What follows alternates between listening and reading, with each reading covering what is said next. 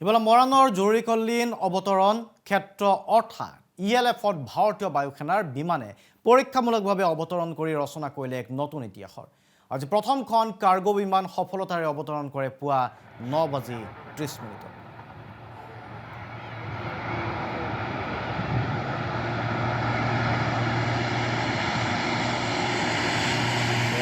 ৰাজপথত বিমানৰ অৱতৰণ।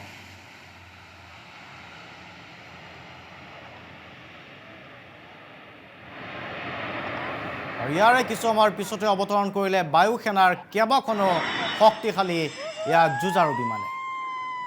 আপোনালোকে দেখিবলৈ পাইছে বায়ুসেনাৰ শক্তিশালী যুঁজাৰু বিমান মৰাণৰ ৰাজপথত নামিল। কোনো বিমানবন্দৰ অথবা হেলিপেডত নহয়, এয়া হৈছে বায়ুসেনাৰ যুঁজাৰু বিমান। যেতিয়া প্ৰয়োজন হয় মৰাণৰ ৰাজপথটো এইধৰণে নিৰ্মাণ কৰা হৈছে যে প্ৰয়োজন হ'লে ৰাজপথতে যুদ্ধ বিমানো অৱতৰণ কৰিব পাৰে। বহুতে হয়তো এই দৃশ্যটো কাহানিও দেখা নাই যে ৰাজপথত বিমান অৱতৰণ কৰিব পাৰে। জৰুৰীকালীন অৱস্থাত এতিয়া ৰাজপথতে অৱতৰণ কৰিব পাৰিব বিমান। 14 ফেব্ৰুৱাৰীত এই বিশেষ স্থানতে অৱতৰণ কৰিব দেশৰ প্ৰধানমন্ত্ৰী নৰেন্দ্ৰ মোদীৰো বিশেষ বিমানে। আৰু এয়া হৈ পৰিব এতিয়া ইয়াৰ প্ৰাক মুহূৰ্তত চলোৱা হৈছে সফল পৰীক্ষণ। প্ৰায় 4.2 কিলোমিটাৰ দৈৰ্ঘ্যৰ এই পথছোৱাত কেৱল ৰাজপথে নহয় বৰঞ্চ যুদ্ধকালীন পৰিস্থিতি অথবা জৰুৰীকালীন অৱস্থা এই পথছোৱা বায়ুসেনাৰ বাবে এক গুৰুত্বপূৰ্ণ ঘাটি হিচাপে ব্যৱহাৰ হ'ব।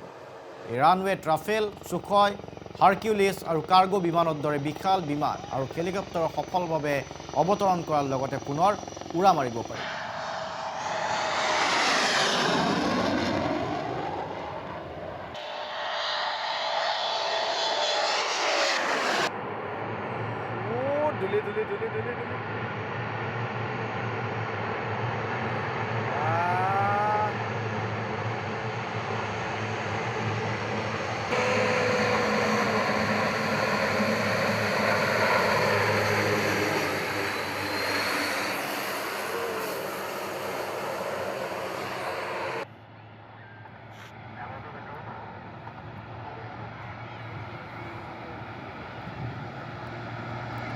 এই দৃশ্য অতি বিৰল, কাহানিও নেদেখা দৃশ্য এয়া।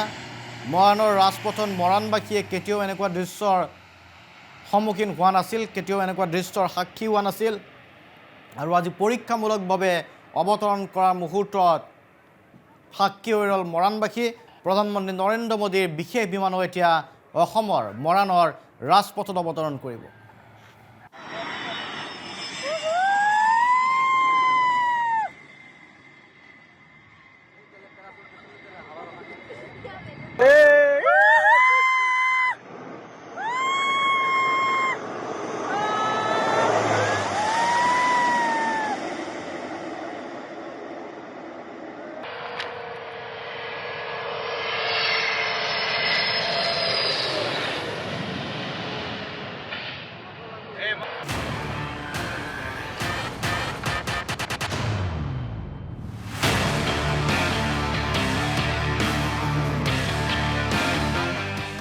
মৰাণৰ ৰাজপথত নামিল সুখয় যুঁজাৰু বিমান।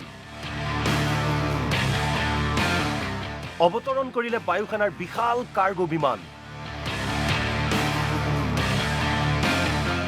কেইবাখনো হেলিকপ্টাৰে কৰিলে অৱতৰণ।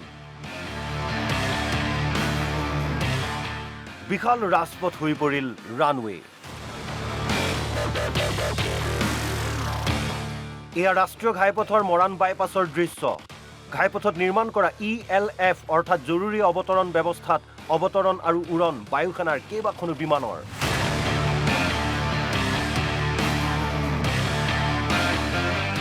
এয়া দেশৰ বায়ুসেনাৰ অন্যতম শক্তি সুখয়। সদায় আকাশত দেখা অত্যাধুনিক যুঁজাৰু বিমান সুখয় ওচৰৰ পৰা দেখিলে মৰাণবাসীয়ে। দেখা গ'ল অত্যাধুনিক হেলিকপ্টাৰ। কেৱল সিমানেই নহয়, যুদ্ধৰ সময়ত সেনা আৰু যুদ্ধৰ সামগ্ৰী কঢ়িয়াই নিয়া বিশাল কাৰ্গো বিমানো দেখা গ'ল। বহু সময় ধৰি উৰণ আৰু অৱতৰণৰ অনুশীলন কৰে বিমানকেইখনে। অনুশীলন চাবলৈ ওলাই আহিল অগণন লোক।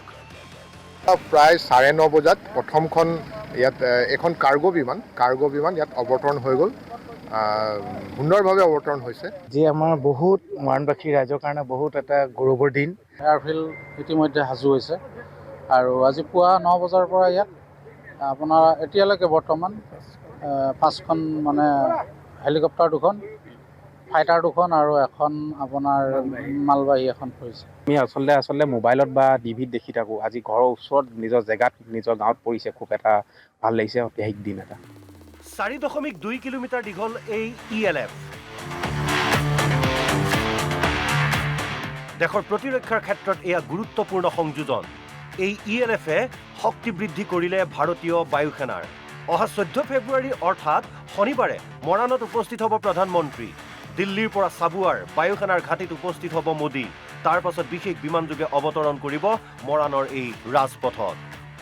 9:50 তেওঁ চাবুৱা এয়াৰফিল্ডত উপস্থিত হ'ব। তেওঁ 10টা বজাত চাবুৱাৰ পৰা মৰাণলৈকে আহিব আৰু মৰাণৰ যি আমাৰ ইমাৰ্জেঞ্চি লেণ্ডিং ফিল্ড বা এডভান্স লেণ্ডিং ফিল্ডত তেওঁ অৱতৰণ কৰিব। প্ৰধানমন্ত্ৰী ডাঙৰীয়া প্ৰথম ৰাস্তাত হাইৱেত নামিব আৰু প্ৰধানমন্ত্ৰী ডাঙৰীয়া নামি এখন আমি সৰু ষ্টেজ বনাইছোঁ, তালৈকে তেখেতে যাব। মোদীৰ উপস্থিতিত হ'ব এয়াৰ শ্ব'।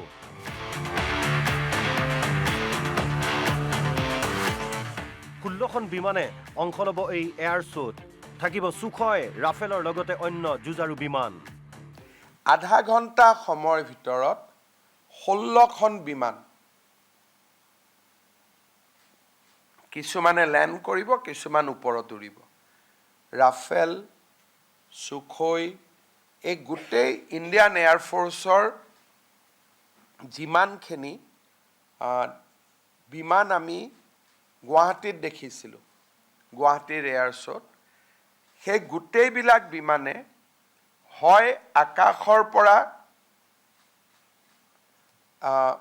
এটা এয়াৰ শ্ব' কৰিব আৰু তাৰ ভিতৰত কেইবাখনো ফাইটাৰ জেট ৰাস্তাত নামিব।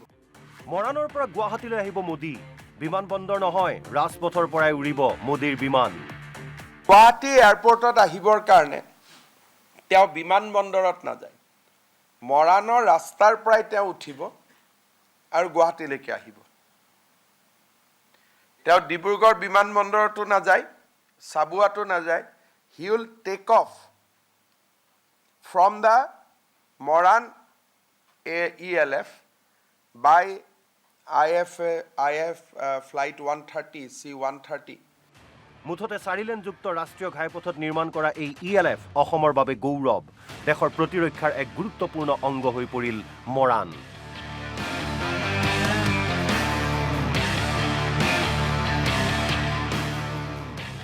ভিডিঅ' জাৰ্নেলিষ্ট আলোকৰ সৈতে মৰাণৰ পৰা সঞ্জীৱ বৰাৰ সহযোগত news desk report, Assam live 24।